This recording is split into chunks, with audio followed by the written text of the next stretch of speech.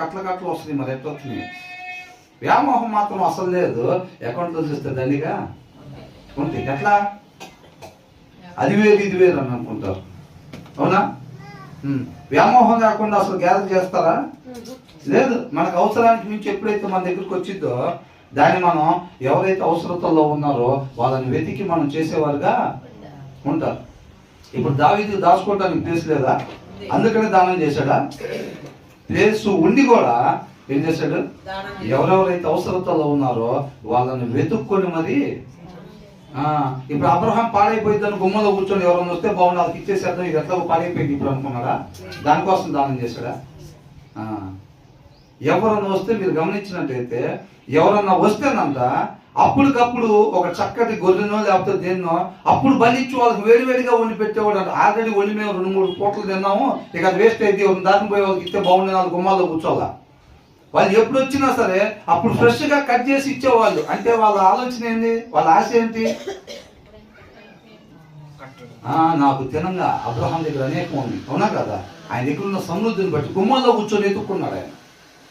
ఎవరెవరికి సహాయం చేయాలి, ఎవరెవరు అవసరతలో ఉన్నారని.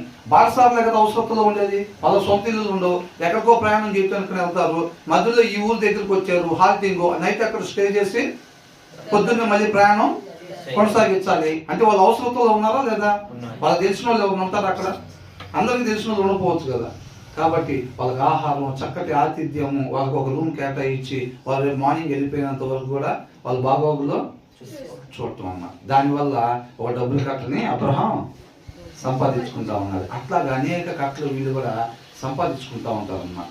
అవునా? మరి ఈ వచనం ద్వారా మనం ఏ డబ్బులు సంపాదించుకోవాలంట? అవివేకి సంపాదించుకునే డబ్బులా?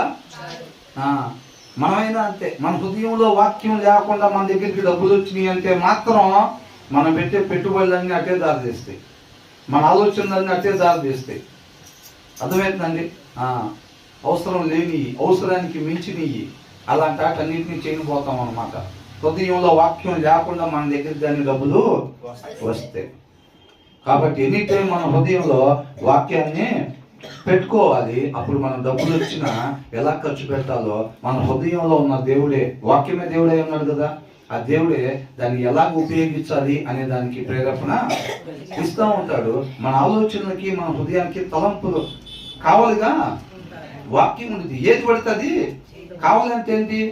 ఎవరిని పడితే రాణిస్తారా? రానిరు. ఆ కాలనీలో ఉండే వాళ్ళనే రాణిస్తారు. ఆ హృదయంలో ఉండాల్సింది మంచి కాబట్టి ఏది మాత్రమే చేయాలో అది మాత్రమే చేసేటట్టుగా ఆ హృదయంలో ఉన్న వాక్యమై ఉన్న దేవుడు